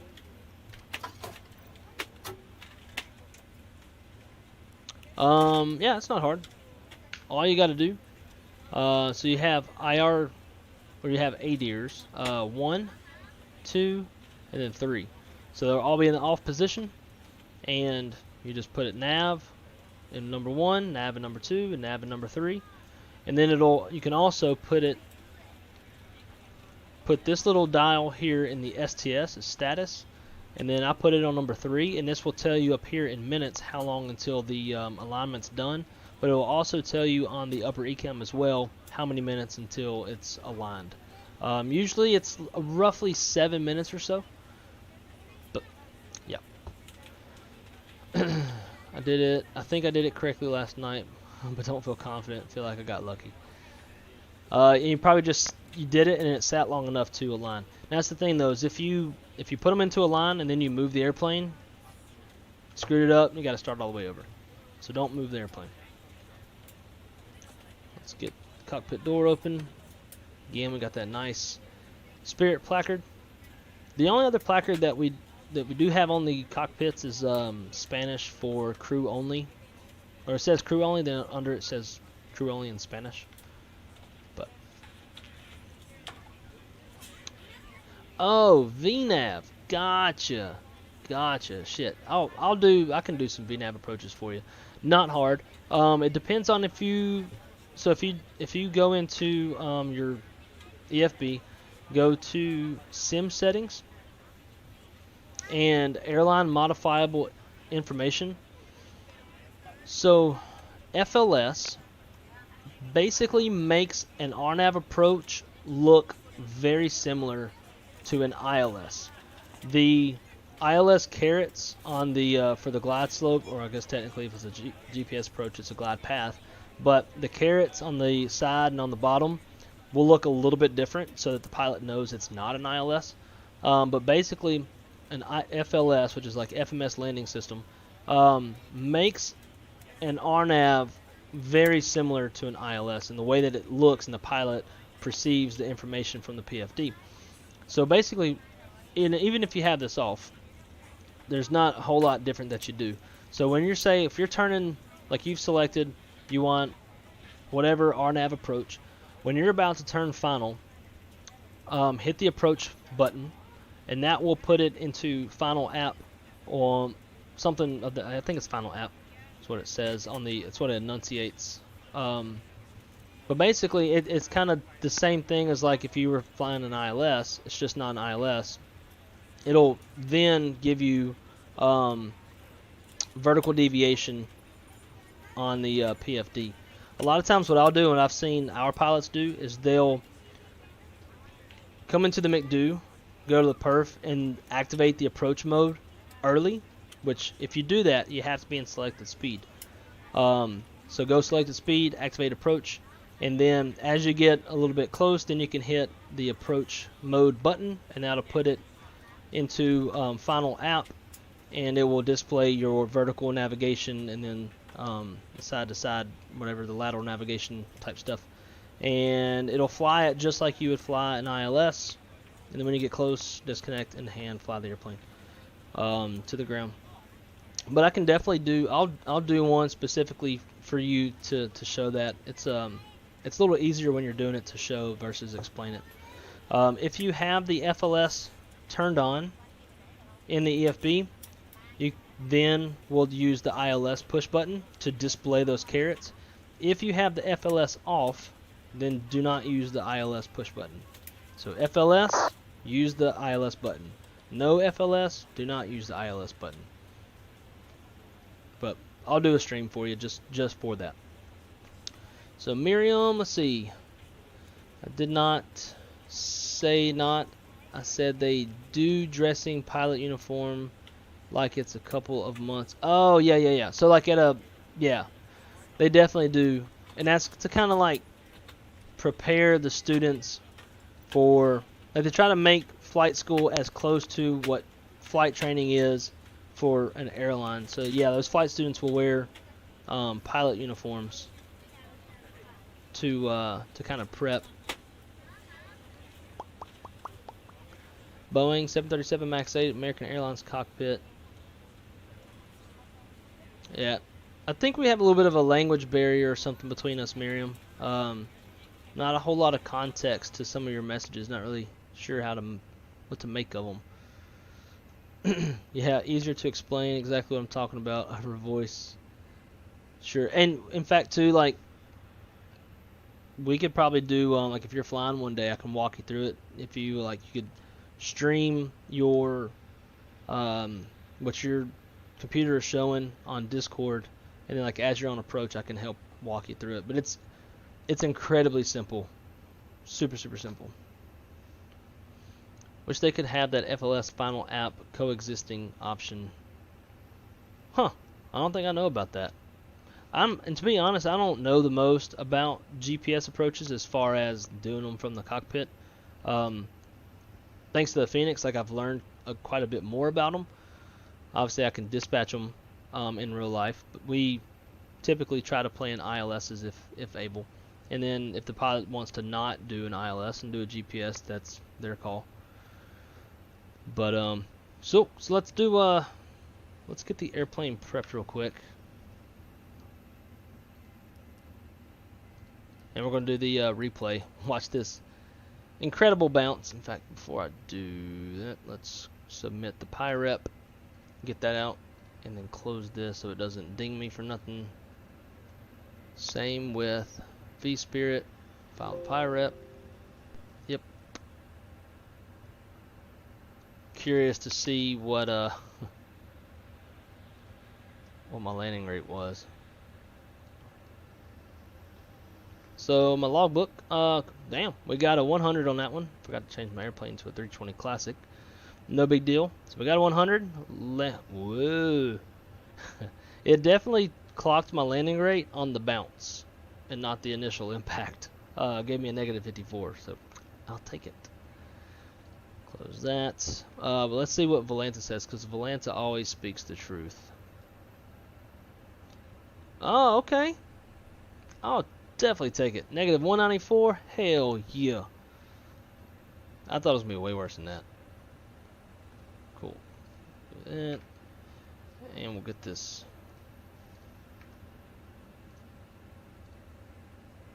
replay going. Lights on.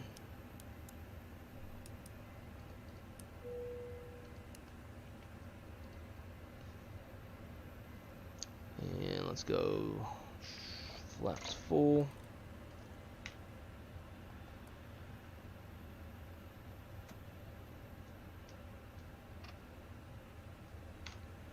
And let's load it up.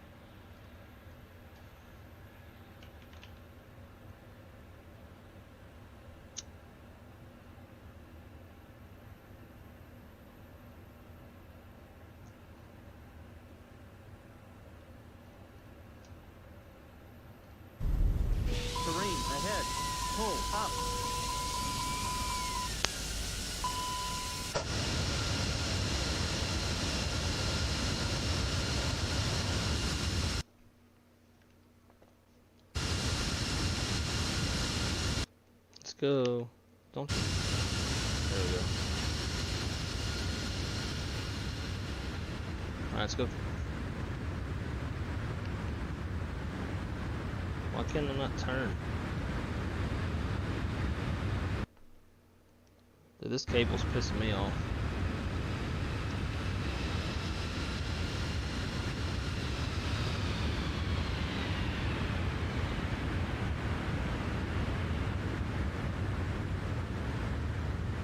The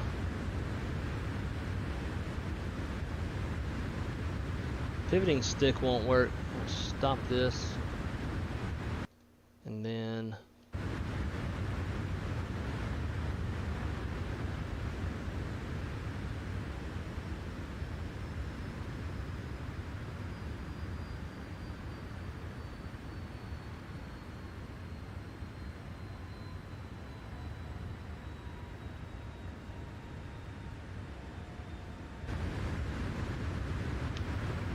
can I not?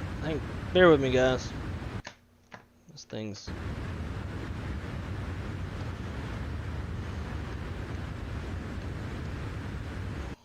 not cooperating.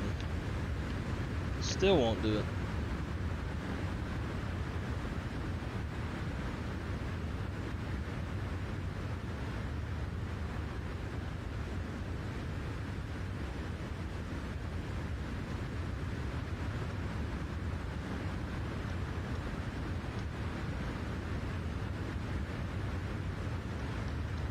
I wish this thing had I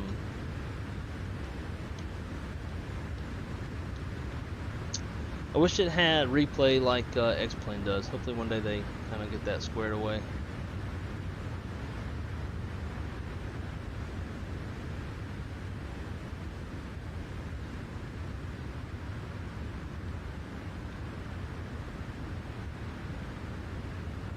I can't like pan my view. Bam. Can't even keep up with the airplane.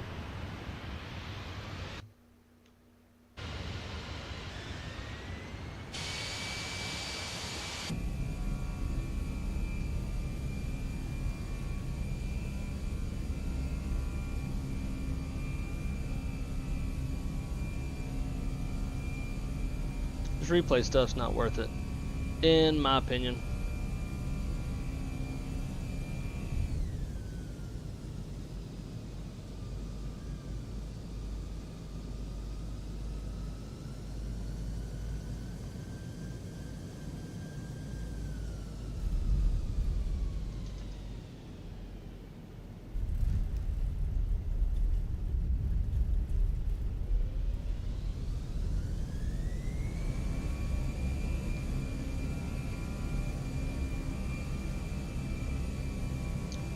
Yeah, we tried.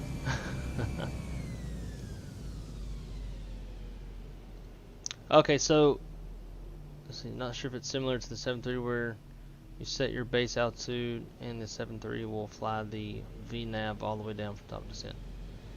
Yeah, for the most part it will. It depends on if you're on glide path or not. Like if you're on, ooh, I forgot to disconnect from Vatsim. Whoops.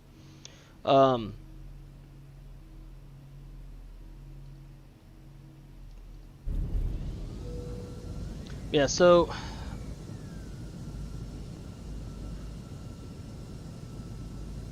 I don't even bother with replays anymore. Neither do I. I do it for the stream because I guess people want to see it, and that's about it. Captain Dispatch. Oh, I know you. I know who you are. Never mind. Has that always been your username, or is that new? To me, for some reason, I feel like your username's new, but I don't know. You tell me. But yeah, I don't mess with them no more. So Hillbilly. So when you're in cruise, you'll want to pay attention to your nav display, and you'll see the little white, like down pointing arrow on your nav display as you get to your. That is your top of descent. So as you cross that, you want to dial down your altitude to whatever ATC tells you. And if you're not doing ATC stuff, you can just make it the bottom altitude on your star. So like in this case, on this flight, it was 5,000 feet. So I dialed it down, and then once I crossed that little white arrow on the nav display, you push the knob, the altitude knob, in. And that's going to put the airplane in managed descent, which means it's going to follow whatever glide path is set in the McDo. So the general rule of thumb with Airbus logic is if you want to give it to the airplane, basically let the airplane fly what you put in the McDo, you push it in as if you're pointing to the airplane. I want to give it to you, the airplane. So then, if you want to do something that yourself wants to fly, you would pull, and it's kind of like you're pointing at yourself. It's like, give it to me, the pilot. So like, for example, lateral navigation. The heading knob, if you push it in, it's like I'm giving it to you, the airplane, fly LNAV, fly what I told you to fly in the McDo. But then if you want to go into a heading, and you probably already know some of this, but you pull the heading as if you're pointing to yourself. So give it to me, the pilot, fly this heading. You're pointing at yourself. So that's kind of the dual functionality with the FCU, or the autopilot panel. But the weird thing with Airbus is you've got managed descent and open descent. So managed descent is when you push it in and it's going to fly what's in the McDo. So it's going to meet your crossing constraints, It's going to meet your altitude constraints if you're in managed speed, so like you're pushing the speed knob in. Then open descent is what you do if, like, say ATC starts you down late and now you are too high on the glide path, so you would pull the knob and that will go into open descent, and it's going to descend as fast as it can while ignoring crossing constraints. So that's the big part about it. If you have crossing constraints, you do not want to be in open descent because it'll bust them. So it'll descend as fast as it can while maintaining speed. If you put out the spoilers, it'll descend even more because now you got some drag, and it'll help you get down pretty fast and catch up with the glide path. Once you see that you're catching up with the glide path, so you see the little green dot coming back up on the altitude tape, then you want to go back to your altitude knob and push the altitude knob in and put it back into a managed descent so it'll follow that green dot, aka the glide path, down. But next stream, we'll, in fact, I'll tell you what, I might even some point in time here pretty soon just make, like, I'll just pre-record a video and talk through the descent and also do RNAV approach, and make that for you. So okay, I guess this thing's just gonna loop, but I thought of something to name my channel. Now I need a logo so I can get rid of Pick of Me. Yeah, look, like, all that stuff's kind of hard to learn at first. Kind of have to just YouTube it and Google it. It took me a while to figure mine out. I have to think my picture, like the little circle picture on YouTube, they just got that on the internet, and then put like wrong side simulations over it and called it a day. Yeah, so you do have in the Airbus compared to the Boeing. Like, the Boeing will auto descend. So if you already have the auto, or you have the altitude knob already set to something lower, when it crosses that top of descent, it'll auto descend. Airbus won't do that. There is a cheat way of making it do it. Pilots have explained it to me. I never understood it. Sounds like a bigger pain in the ass than what it's worth. But yes, it's not like the Boeing where it'll auto descend. You have to tell it to descend when you cross the top of descent, which I never really liked that about the Airbus. I wish it had auto descend because my ass likes to go around the house and go do other stuff. So it'd be nice if, like, I get to cruise and I can just change the altitude so that when it crossed the top of descent, it would do it on its own, and I could, like, have a little bit longer of doing whatever else it is I'm doing, not at my computer. But so the answer to your question is, yep, you do have to tell it yourself. And if you, just general knowledge as well, if you tell it to descend, if you go into a managed descent before you cross the top of descent, it will descend somewhere between 1,500 and 1,000 feet per minute until it catches that glide path. So until the glide path comes down and meets the airplane, and then it'll steepen that descent rate. Oh, this is still happening.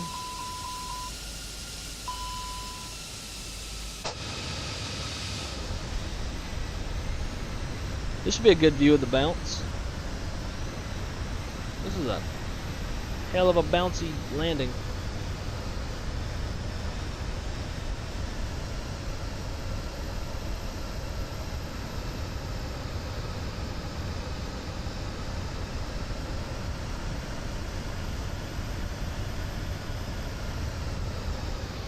We're pretty much right on that touchdown zone, though. The rats deployed. That's kind of funny.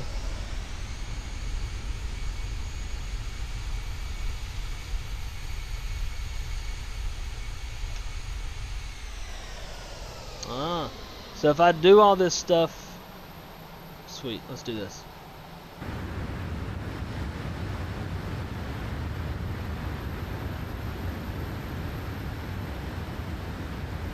So if I do all this stuff on my flight control shit, it looks like it might work correctly. Damn, look at that flat buffer. It's kind of cool.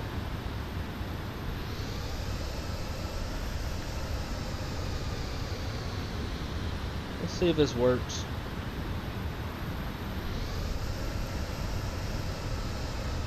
Look at how grummy those landing gear are. Love the way he painted that or made it. Boom. There it is.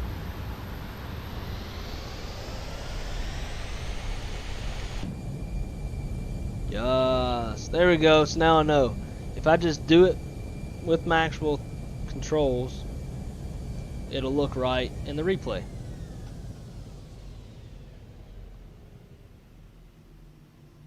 Neat. Yeah, dude, not a problem. If you ever have any Airbus questions, shoot it to me in the Discord, and I'll answer them or make videos or whatever I got to do to help out. Because the Airbus is my fave. But alright, guys, well, I am going to carry my ass to bed. What time is it? Oh, it's 11 o'clock. Yeah, I gotta go do something else real quick for my girlfriend. So I'm gonna jump off of here. Enjoyed this short little stream. Hope y'all enjoyed it too. It's always fun flying into these small little runway airports, and you don't have to fly very long to get to them. So hope y'all have a great day. I will see y'all on the next one. If I got the energy, maybe we'll do another short hop. Let's see. My flight schedule says start at Valenta. I put it in Valenta as well. Got it in the roster. So tomorrow would be Orange County over to Vegas. All these are pretty short flights. It's a good way of building extra points pretty quick. So maybe tomorrow we will fly, we'll stream Ksna to Vegas and just keep this little series of Spirit flights on V-Spirit and a Pilot's Life going. Anyways, hope you all have a great day. And until the next one, keep it on the wrong side. Take care.